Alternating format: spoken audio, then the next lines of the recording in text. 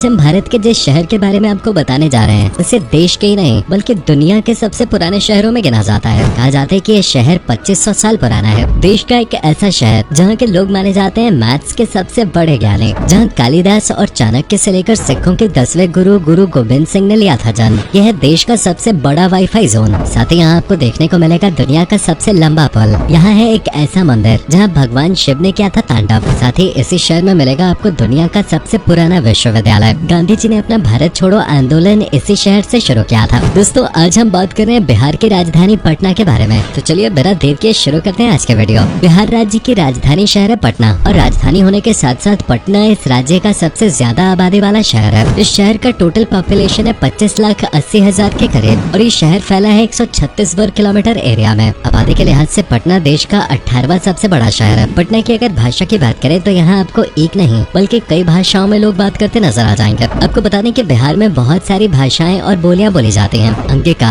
भोजपुरी, मैथिली, मगही, हिंदी, उर्दू, उड़िया और बंगाली इनमें से प्रमुख है। यहाँ के लोगों का बातचीत करने का लहजा भारत के बाकी प्रांतों से थोड़ा अलग है। दोस्तों बिहार का ये शहर करीब 2500 साल पुराना है। इतने पुराने शहर दुनिया में काफी कम है, इसलिए इस शहर की सांस्कृतिक विरासत की अक्सर चर्चा होती रहती है। पटना की स्थापना 490 ईसा पूर्व में मगध के राजा ने की थी और प्राचीन पटना में हरियंका, नंदा, मौर्य, शुंगा, गुप्ता और पाला साम्राज्यों की राजधानी थी। इस शहर को प्राचीन समय में पाटलिपुत्र के नाम से जाना जाता था। पटना की उत्पत्ति का श्रेय पौराणिक राजा पुत्रक को दिया जाता है और कहा जाता है कि उन्होंने अपनी रानी पाटली के लिए जादू से इस शहर का निर्माण कराया और रानी के बड़े पुत्र के सम्मान में इस नगर का नाम पाटलिपुत्र पड़ा। फिर शेरशाह सूरी ने पटना पर शासन किया, जिन्होंने इसे अजीमाबाद नाम दिया, लेकिन आम लोग इसे पटना कहने लगे। पटना वैसे तो गंगा नदी के तट पर बसा हुआ है, लेकिन इस शहर के पास में ही गंगा और सोन नदी का भी संगम होता है और इसकी वजह से पटना का महत्व और भी बढ़ जाता है। वैसे तो ये शहर कई कारणों से पूरे भारत में प्रसिद्ध है, लेकिन गंगा यमुना तहजीब की वजह से पटना लोगों के दिलों में बसता है और राजनीति में यहाँ के लोगों को सबसे ज्यादा दिलचस्पी है। कहा जाता है कि देश की राजधानी यहाँ से ही चलती है। दोस्तों किसी ने सही कहा है कि गरीबी की भट्टी में तप तप कर ही लोग महान बनते हैं और इस राज्य ने भी गरीब होने के बावजूद दुनिया को कई महान चेहरे दिए हैं। भारत में सबसे ज्यादा IAS और बैंक के PO भी इसी राज्य से हैं। यहाँ के लोगों का दिमाग के मामले में कोई मुकाबला नहीं है। यही कारण है कि देश में उत्तर प्रदेश के बाद सबसे ज्यादा IAS और IPS ऑफिसर्स बिहार से ही आते हैं। इनमें से सबसे ज्यादा पटना शहर के लोग होते हैं जो इस काबिल बन पाते हैं। ऐसा माना जाता है कि शहर के लोगों के दिलों में बचपन से उनके माता पिता IAS और IPS बनने का जोश भर देते हैं। हालांकि 1990 के पहले IAS ऑफिसर्स के मामले में बिहार पहले स्थान पे था, लेकिन उसके बाद से इसमें गिरावट आने लगे। अब यहाँ के छात्रों का ध्यान IT सेक्टर में ज्यादा लग रहा है। बता दें कि देश के पिता महात्मा गांधी जी को भी पटना शहर से काफी लगाव था और उनके नाम यहाँ पर दुनिया का सबसे लंबा पुल तो बना ही है। साथ ही उनके दो सबसे बड़े आंदोलनों की शुरुआत इसी शहर से हुए थे। चंपारण मूवमेंट और भारत छोड़ो आंदोलन महात्मा गांधी ने पटना की ही धरती से शुरू किया था। दोस्तों शून्य यानी जीरो के बिना गणित का क्या मोल है ये किसी को बताने की जरूरत नहीं है। दुनिया को शून्य देने वाले आर्यभट्ट का जन्म भी पटना में ही हुआ था और पटना ही वो जगह है जिसकी धरती पर पनिनी, चाणक्य और कालिदास जैसे महान ज्ञानियों ने जन्म लिया। साथ ही सिखों के 10वें गुरु और खालसा पंथ की स्थापना करने वाले गुरु गोविंद सिंह जी का जन्म भी पटना शहर में हुआ था। इसके अलावा पटना में पटना साहिब स्थित है जो सिखों की आस्था की सबसे बड़ी ऐतिहासिक जगह मानी जाती है। सिख धर्म के अनुयायियों के लिए पंजाब के स्वर्ण मंदिर के बाद बिहार का पटना साहिब सबसे पवित्र धार्मिक स्थल है। इसी जगह पर गुरु गोविंद सिंह जी का जन्म हुआ था। बाद में महाराजा रणजीत सिंह ने इस पवित्र स्थली पर गुरुद्वारा का निर्माण कराया। पटना साहिब गुरुद्वारे की खास बात यह है कि यहाँ आज भी गुरु गोविंद सिंह जी से जुड़ी कई चीजें रखी हुई हैं। इसी वजह से सिख धर्म में पटना शहर की काफी ज्यादा अहमियत है। आज भोजपुरी फिल्मों के बड़े कलाकार बॉलीवुड समेत कई बड़ी फिल्म इंडस्ट्रीज में अभिनय कर रहे हैं। इनमें से सुशांत सिंह राजपूत, संजय मिश्रा, शत्रुघ्न सिन्हा, इम्तियाज अली, दलेर मेहंदी जैसे कुछ महान आर्टिस्ट का जन्म इसी शहर में हुआ है। दोस्तों आपको भले ही विश्वास न हो, लेकिन ये शहर इंटरनेट की दुनिया में काफी आगे निकल चुका है। जी हाँ, ये भारत का ऐसा पहला शहर है जहाँ पर सबसे बड़ा वाईफाई रेंज जोन है, वो भी सिर्फ 1 या 2 किलोमीटर का नहीं बल्कि पूरे 20 किलोमीटर के दायरे का। और आप इस 20 किलोमीटर के दायरे में इंटरनेट की सुविधा का लाभ उठा सकते हैं। पटना लंबे समय से एक प्रमुख कृषि केंद्र और व्यापार का केंद्र रहा है। यहाँ से अनाज, गन्ना, तिल और चावल का सबसे ज्यादा एक्सपोर्ट होता है। वहीं पटना और उसके आसपास कई चीनी मिलें भी हैं और ये पूर्वी भारत का एक महत्वपूर्ण व्यवसाय और लग्जरी ब्रांड का केंद्र है। भारत का तीसरा सबसे लंबा सेतु बिहार के पटना में ही है, जिसे जाना जाता है महात्मा गांधी सेतु के नाम से। 5 किलोमीटर से ज्यादा लंबे इस पुल को बनाने में 66,360 metric ton steel, 25 lakh nut bolt के अलावा 660 LED लाइट भी लगाई गई हैं। साथ ही सेतु पर 2 मीटर का फुटपाथ बनाया गया है, जिसमें साइकिल और पैदल चलने वाले लोग आराम से आ जा सकते हैं और इस सेतु में यूटिलिटी कॉरिडोर भी बनाया गया है, जो आपको किसी और पुल में देखने को नहीं मिलने वाला। बता दें कि इस पुल को बनाने में करीब 2100 करोड़ की लागत लगी है। इसमें पटना की बात हो और यहाँ के खाने का जिक्र न किया जाए, ऐसा तो हो ही नहीं सकता। इस शहर के खाने की बात ही अलग है। अगर आप पटना जाएं तो यहाँ का ट्रेडिशनल फूड जरूर ट्राई करें। यहाँ के खाने की कुछ चीजें तो भारत में ही नहीं बल्कि बाहर के देशों में भी पॉपुलर है। घर से बाहर जाने के बाद भी अगर आप रोज वही दाल चावल, रोटी सब्जी और बाहर का चाइनीज फूड खा के ऊब चुके हैं तो पटना शहर में आपको कुछ अलग मिलेगा। और उस अलग चीज में सबसे पहला नाम आता है लिट्टी चोखा का। बिहार में सबसे ज्यादा पसंद की जाने वाली जो डिश है वो लिट्टी चोखा है। बिहार आने वाले लोग इसे खाए बिना यहाँ से वापस नहीं जाते। वैसे इसे दिल्ली से मुंबई तक भी खासा पसंद किया जाता है, लेकिन जब बात बिहार के पटना के लिट्टी चोखा की होती है तो फिर बाकी सब पीछे रह जाते हैं। पटना का लिट्टी चोखा पूरे बिहार में सबसे टेस्टी माना जाता है। लिट्टी चोखा के अलावा पटना में पिड़ुकिया, केसर पेड़ा, सत्तू पराठा, खाजा, मटन कबाब और सत्तू शरबत को भी ट्राई कर सकते हैं। ये सभी शहर को और भी ज्यादा खास बनाते हैं। साथ ही यहाँ शहर के हर गली में कुल्हड़ की चाय के चस्के के साथ आपको हर गली के कोने में राजनीति पे चर्चा होती नजर आएगी। बिहार राज्य की संस्कृति के कई हिस्से पटना में मौजूद हैं। कला और संस्कृति के अलावा पटना जैसा जायका आपको और कहीं देखने को नहीं मिलेगा। बिहार एक ऐसा राज्य है जिसके किसी भी शहर में आप चले जाइए आपको कल्चर का एक अलग रंग देखने को मिलेगा। पटना शहर भी कुछ ऐसा ही है। पटना जाकर आप कभी बोर नहीं होंगे क्योंकि यहाँ कोई ना कोई त्योहार चल ही रहा होता है। छठ पूजा और मकर संक्रांति यहाँ के सबसे बड़े और प्रमुख त्योहारों में से एक है। छठ पूजा की जितनी मान्यता इस राज्य और इसके शहरों में है उतनी कहीं नहीं है। मकर संक्रांति बिहार का फसल उत्सव है। इसे बिहार में टीला संक्रांति के रूप में मनाया जाता है। साथ ही पटना में सोनपुर मेला, तीज, कार्तिक पूर्णिमा और गुरु पूरब जैसे उत्सव बहुत धूमधाम से मनाए जाते हैं। इसके अलावा पटना में दशहरे के मौके पर कई सांस्कृतिक कार्यक्रम होते रहते हैं। यही वजह है कि लोगों को इस शहर में घूमने आना इतना ज्यादा पसंद होता है, क्योंकि ये शहर कभी अपने यहाँ आए लोगों को एक पल के लिए भी बोर नहीं होने देता। आप फिर पटना जाकर इन दोनों त्योहारों को यहाँ के लोगों के साथ मना सकते हैं और इस शहर के कल्चर का हिस्सा बन सकते हैं।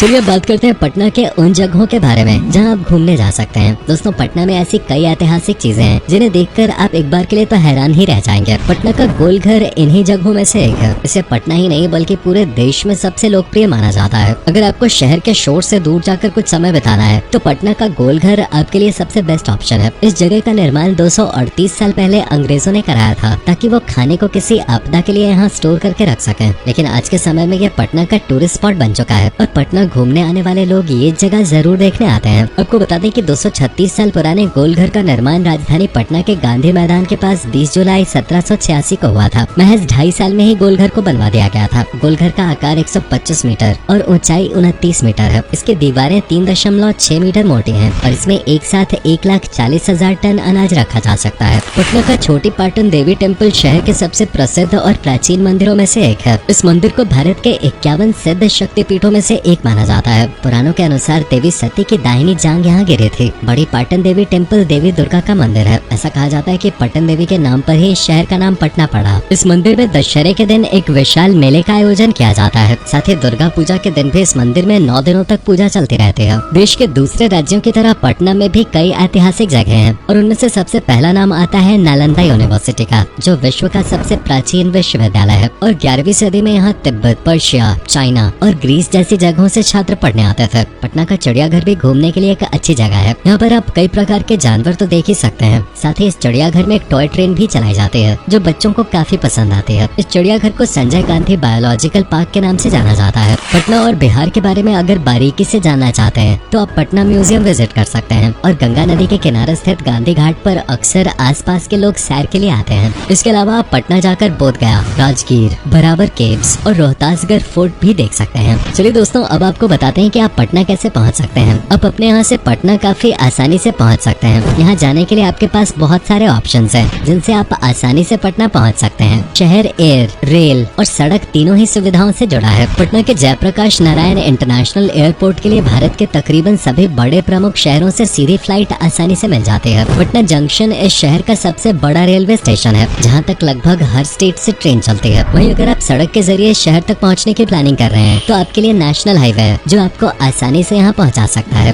तो दोस्तों, ये थी मशहूर शहर पटना के बारे में पूरी जानकारी। उम्मीद करते हैं आपको हमारी आज की वीडियो पसंद आई होगी। अगर आप में से कोई पटना से है या फिर बिहार से तो हमें कमेंट में जरूर बताएं। अगर नहीं है तो क्या आप कभी पटना घूमने गए हैं? अगर हाँ तो अपना एक्सपीरियंस कमेंट सेक्शन में हमें जरूर बताइएगा।